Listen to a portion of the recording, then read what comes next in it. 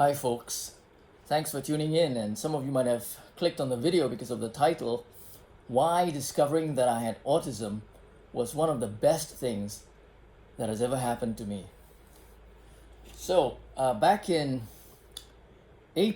March, April 2025, so that was just this year, just a few months ago, Anna Rudolph, a very famous host of chess tournaments. She commentates, she hosts and interviews super grandmasters playing these tournaments. And she had been doing this for some time. And for a period of time, for 2 years, she had disappeared. And nobody knew where she was. And then she returned to the scene and reappeared and explained that during the 2 years, she had discovered that she had autism, and she was surprised, she was shocked, and I think she was rather disappointed. So after watching her videos, 2 or 3 of them, with regards to the autism that she was suffering from, I decided to take the AQ10, which is the autism quotient. AQ is similar to IQ. Instead of intelligence quotient, it's the autism quotient. And the AQ10 consisted of 10 questions. So it was like a pre-survey, a pre-questionnaire. So I did the AQ10, and then I was recommended to do the AQ50. So I decided to do the AQ50, and I scored 33 out of 50, which placed me in the category of a person who was highly likely to have autistic traits. Now, the first question you're going to ask is, why don't you go and get a professional assessment? And I'm going to give you 3 reasons I haven't done that. The first reason is that after discovering that I was highly likely to have had autism, I made changes to the way I approached my lifestyle, my life, the way I thought about things and my behavior. And in fact, even before that, the results of that AQ50 made me aware and understand my own thought patterns and behavior a lot more. And the ensuing benefits, the ensuing changes was so impactful that I wouldn't want to go for a professional assessment and be told I didn't have autism and then have all those effects completely nullified. So you see, the effects for me were the complete opposite. I wasn't disappointed discovering I had autism. In fact, it gave me the solution, the understanding I needed for many years, having observed that my own thought patterns and behavior were rather unique.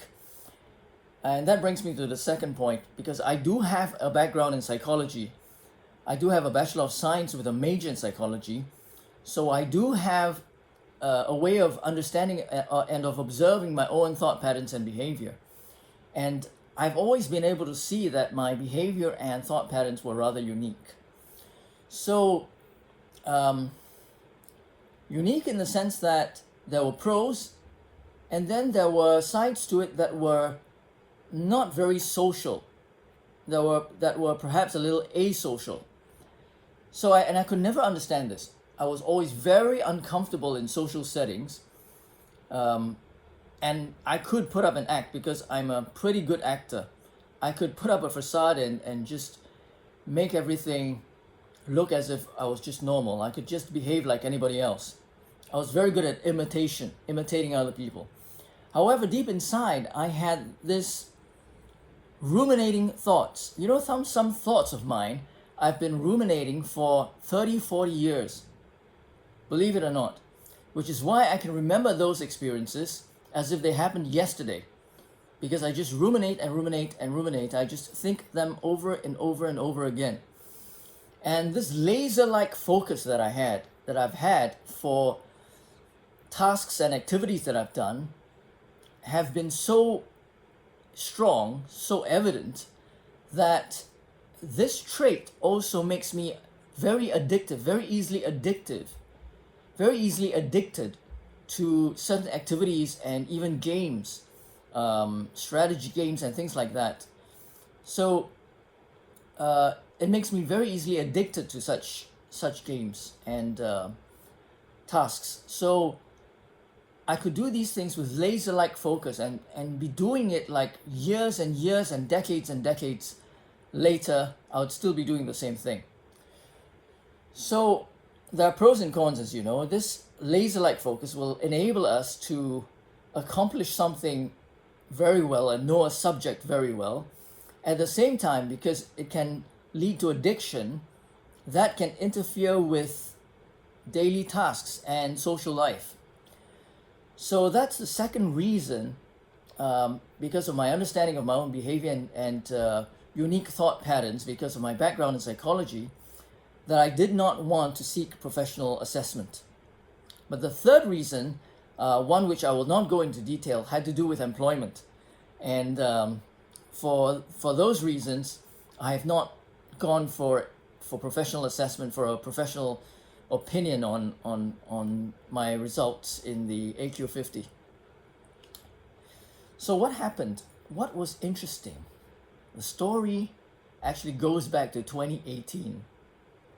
Those of you who have been watching my other channel, which I think I've taken down that video, but I had a video I put up about the objectivity of the way we look for evidence, and then the non-objectivity of faith, of belief. I stated in that video that I was not an atheist, but I nevertheless looked at everything from an evidence-based approach. That was very important. As a human being, we have 5 senses at least, and we can measure, judge, we can look at evidence for what they are. And extraordinary claims require extraordinary evidence to back them up. So I went into great length on showing why evidence was important, and also to show that faith had its benefits, that religion had its benefits, because they could be used in education, in imagination. You know, faith in a simulation, a simulated model of an activity, of a task, could help us imagine what would happen in such a scenario. Could help us solve problems, challenges. So there are many benefits to faith, to imagination, to belief. However, I still stood by the strong stance that evidence was necessary if we were to make claims about anything, any subject. If we were to make definitive claims, we would need evidence. So back in 2018, however, sometime in October, I met up with a long-lost friend, someone I hadn't met for a very, very long time, many years. And let me see, the last time I'd seen her was probably more than 10 years, 20 years. 20 years, I think, I hadn't met her. So in 2018, yeah, the last time I met her was probably around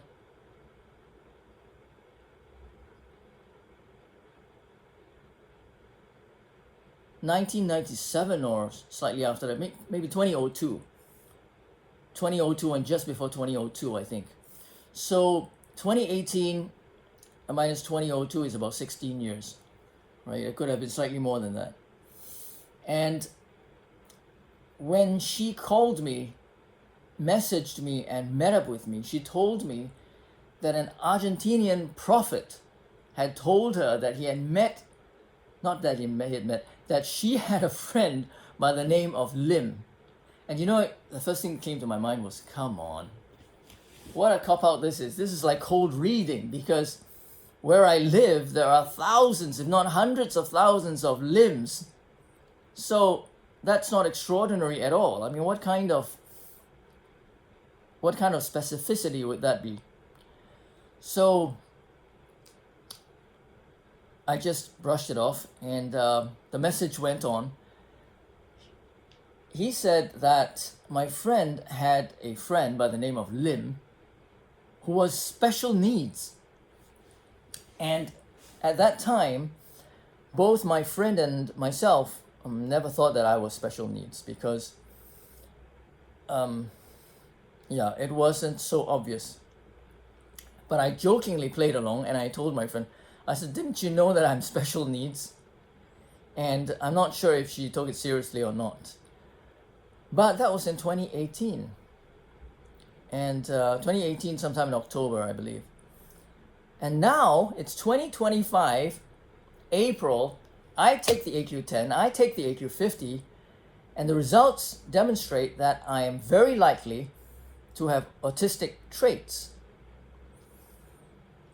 So, I wouldn't say this is definitive, of course, because, in the first place, the prophecy could have been very general, could have been some sort of cold reading. And as you know, I've not confirmed this AQ50 result with professional assessment. So, but I'm just giving you tidbits on what has happened. So, 2018, all right. So let's fast forward from 2018, 2021 October. I remember I was doing a recovery run on the beach. 2021 October, I was doing a recovery run on the beach. Usually, instead of doing my harder run in the afternoon as the second run, I do it as the first run early in the morning at around 4 or 5 in the morning. I do a very hard run. Normally, our bodies haven't warmed up properly yet, so that's not recommended. It's not recommended to do a hard run early in the morning. But for purposes of my schedule, that's how I was doing my runs at that time. So I had done my morning run, and now I was doing a recovery run on the sand, on a strip, a 1 kilometer strip, up and down several times, just to recover from the morning run. And I remember very clearly, towards the end of the run, now you might say that this is selective memory, and you'd probably be correct, okay? I'm not going to deny that any of this could have been selective memory. So during the run, I prayed, God, if you are real, show yourself to me. Please show yourself to me, right? Because extraordinary claims require extraordinary evidence. So I prayed that very strongly, and I said, Lord, if you're real, show yourself to me, okay? And no, he didn't show himself to me. But what happened was, this was a very unusual ending of a run, of a recovery run. So normally after the run on the beach, I would walk some distance and then run all the way home very quickly. I would stride home. It was about half a kilometer from my home, so normally I'd just stride home. But what happened on this day, and I don't think it's happened more than once or twice in my entire life. On this day, my shoes were filled with sand, and I had to stop by a stone, lean against it, take off my shoes one at a time, and empty my shoes of the sand that was inside the shoes. And while I was doing that, I saw this man in his early 20s walking towards me. And the moment he walked towards me, I knew for certain, and you could say this was selective memory, and you might be right. But I remember knowing for certain he wanted to talk to me about God, right? And remember, I just prayed that prayer like a couple of minutes before. And here was this guy walking towards me, looking at me. There was some sort of aura about him, some sort of energy that made me think that he was about to talk to me about God. And lo and behold, he came and he talked to me about God. He he was from the hostel, and I don't want to mention the name of the school for specific reasons. I might reveal later, but he was studying at a university, and he was living at the hostel, and he was praying. He told me he was praying, and God had instructed him to come to the beach to talk to me. And I said to him, no, this is just a coincidence. He offered to pray for me, and I said, no thanks. And I left, and I ran home. Needless to say, that made an indelible impression on me. He even wanted my phone number so he could call me and follow up, but I didn't give it to him. By the way, his name is Jian Li. So Jian Li, if you're watching this sometime, shout out to you. So that was a very extraordinary incident. And of course, for those of you who have been following my mentalism videos, you know that this could very well be just selective memory, that there could be many more times I had prayed that God showed himself to me and he didn't. And I'm sure there are. But this was an incident that was very moving. It was a very emotional experience for me.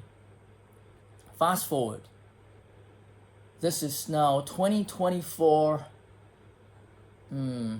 I'd say October, November, maybe slightly before that, because it was a period between August and December.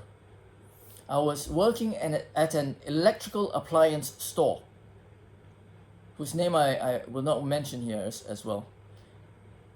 And this was a very strange experience. I've never had this experience in all of my life. Even when I was very active in church, even as an active Christian, I'd never, ever, because I was a person who never had strange kinds of experiences. So this lady came in to buy a fan, an electrical fan. And as she started talking, I sensed something different about her. And she asked me about why I hadn't been to church or cell group for that amount of time, which by that time was, the last time I'd gone was 2002, then 2005. So it was about 19 years I hadn't been to church, 19 years. And the moment she asked that, her whole persona seemed to change right before my eyes. I just couldn't believe it. She didn't look like the woman that she was. The moment she asked me that question, she appeared to be like Jesus talking to me. I couldn't explain it, but the moment she asked that question, her whole face seemed to change and glow like the Son of God, the Son of Man, Jesus, God talking to me. And then I brushed it off, and then we talked about the fan again, and then she brought back the same question, phrasing it differently, and asked me 3 times something about me not attending church and cell group. And this was very strange because each of those 3 times she completely changed in her appearance and looked like she was Jesus, literally looked like she was Jesus talking to me. There was like a force coming towards me. It was like in that split second, her whole character, her whole persona, her whole appearance changed. And it just, boom, came to me. And I literally broke into tears, and I'm not a person who cries easily. I think I've gone on times I've not cried for maybe 20, 30, 40 years, and it just, I just couldn't control my tears the moment she asked those questions, because obviously she sensed, or the Jesus in her sensed and wanted to speak to me about deep-rooted, deep-seated hurts that I had experienced while, I'm not saying it was the church, but while attending some of the previous churches that I did, and some deep-seated hurts. And the moment she asked me, and she asked me 3 times, I remember it was 3 times, And each of those times, the first time I got emotional, the second and third time, I think I just broke into tears. And I'm not sure if she noticed it, but it was phenomenal. So I tried to brush it off because I was at work and there were other colleagues there, and one of my colleagues even came up to me later and said, wow, you spoke to her like an hour or so and she didn't buy a fan. In actual fact, she did. She just wanted to buy it, but I told her to get her husband, because she was buying it for her husband, and I said, get her husband to come and see it first, because this may not be the fan that he wanted. So the husband came and actually bought it the next day. What happened was, this was a very strange experience, okay? So I have missed a very important part. But this other incident happened right after this. So what happened was, right after this incident, between August and December, I had literally coughed practically every day, except for maybe a few days in the entire 4 months, non-stop, right? Continually, the whole day and the whole night. So I was getting extremely little sleep. And it reached the point where I just couldn't survive. I was literally dying, because imagine you wake up, you're coughing, you go to work, you're coughing, you're in the train, you're coughing, you're wearing a mask, you're coughing, everybody's looking at you.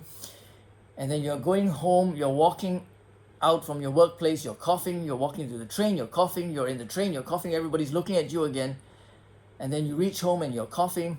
I was still running and doing my workouts during that time, but obviously they were very badly affected. In fact, after the first 3-4 weeks, I coughed so much that my breathing capacity was so affected that I had to reduce the volume and the intensity of my training drastically. After, if you fast forward 6 months later, I'd lost so much fitness, I basically had to start all over again. So what happened was, during those 4 months, I was so fatigued, I was so exhausted from all this coughing, that I was literally dying. And I remember this particular night, I lay down and I was coughing and coughing, and I told God, I said, I'm done, I just can't take this anymore. And I remember what Jesus said, right? Father, into your hands I commit my spirit. And I practically said the same thing. And I was ready to die, because just imagine coughing for 4 months. Okay, just imagine coughing and coughing for 4 months. And literally, that particular moment, I felt the entire room change. Now again, bear in mind, if you think this was a hallucination, I have no qualms. I have no qualms with you thinking this was a hallucination. I've got to get up and stretch my legs. I've got no qualms. I've got no qualms if you think this was a hallucination, because it very well could have been a hallucination. So what happened was, my room filled with a presence, which I will tell you is the presence of God. Now, how do I know it was the presence of God and not a hallucination? For sure, I don't. Humanly, I will question everything. Humanly, I will question everything, because extraordinary claims require extraordinary evidence, and I have no evidence whatsoever that this was the presence of God. I'm just going to tell you that's how it felt, because it was the best feeling I had ever had, and that I have ever had, even now. So, if you consider someone who runs all the time, runs twice a day, 6 days a week, we're looking for that runner's high, right? We're experts in reproducing that runner's high. And I'll tell you, I started running seriously when I was 10 years old.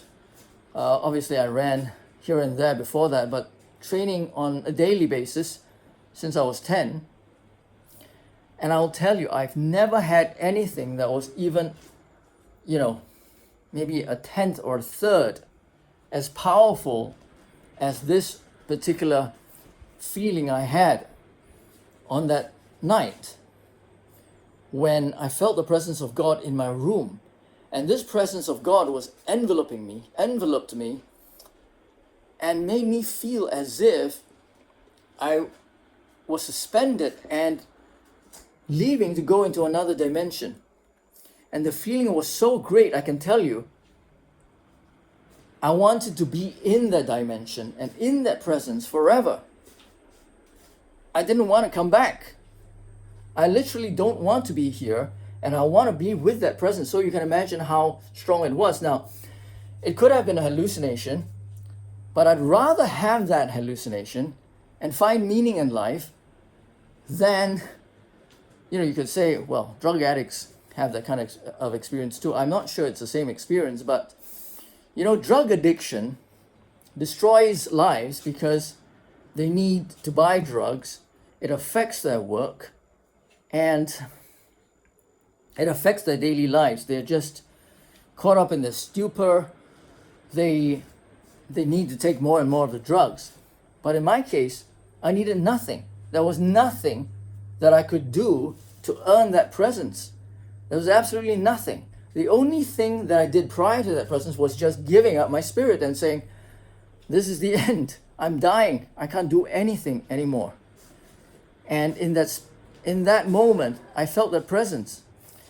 And I did not want to come out of that presence. So that was one of the greatest feelings I had prior to a few months prior to the discovery that I had autism. What I had intended to do was to start a channel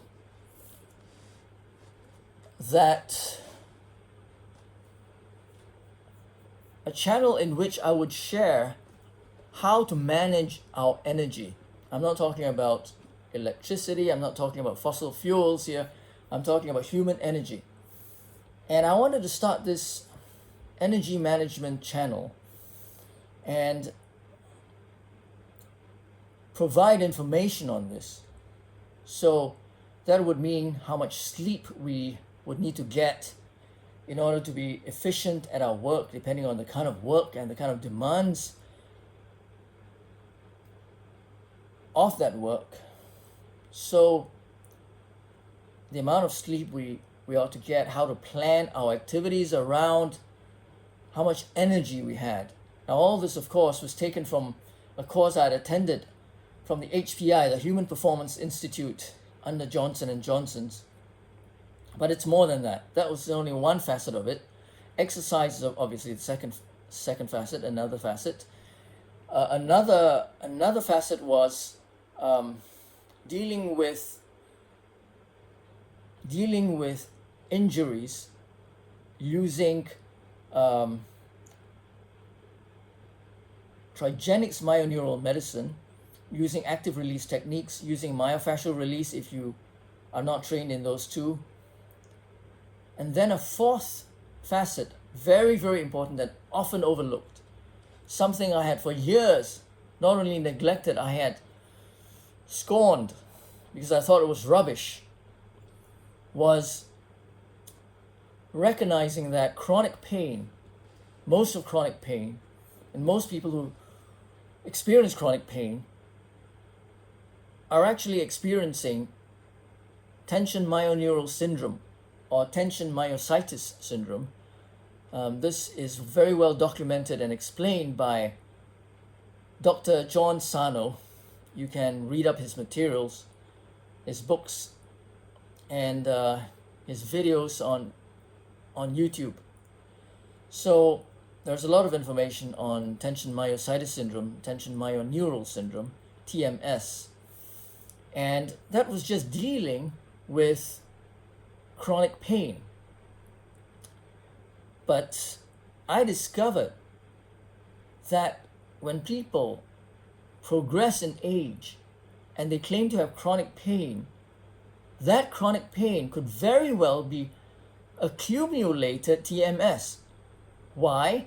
Because they have had a longer period of time to experience TMS and to build up TMS because they don't know how to deal with it. In other words, it's not an accumulation of physical trauma and physical injury, but an accumulation of emotional baggage. Now, all this I had intended to talk about in my energy management channel. But, I've toyed with this for several years, and I wanted to call it, the mind-body connection, cutting-edge therapy, things like that. But there was something missing. There was something deeply missing, profoundly missing from this mind-body connection. You see, the mind is when you deal with emotional baggage, when you want to make sure that that emotional baggage is addressed and does not manifest in the body as chronic pain, as a form of distraction via vasoconstriction, which is one of the main mechanisms of TMS that Dr. John Sano mentions. And you can read up on it, but I will also talk about it in that channel. That was the intention. But we talked about the mind, we talk about physical exercise, we talk about sleep, we talk about how to manage energy, but somehow there was something missing. And now I've discovered it. It's the spiritual realm. That's like the most important part of this, because we can manage all the energy that we want and can, but missing the spiritual realm, we miss that meaning and purpose in life that would change everything. So I've decided to group the energy management mind-body connection, the exercise, the therapy, and the emotional therapy, everything into this channel. And this channel, first of all, will be devoted to sharing Bible passages as a lay person. So I believe that the Bible was written for lay people, was written for everyone on the planet to be able to read and understand and apply to their own lives. In other words, it's not just written for theologians, Bible teachers, pastors, preachers, not just for them, scholars in theology. Obviously, we do need people who are trained in biblical hermeneutics, in the linguistics of Hebrew and Greek, and understanding the culture and history of the biblical periods. But I believe that the messages in the Bible were written for the common man, and not just for full-time ministers to use to support their sermons or their teachings or their lessons. So what you will see from the second episode onwards is sharing from the Bible passages as I perceive and interpret them. And so you will also understand after the next few episodes why this channel is called Spirit in the Wilderness. But thank you for watching this particular episode, and I invite you, if you're interested, to join me in this journey, to join me in this adventure on this journey.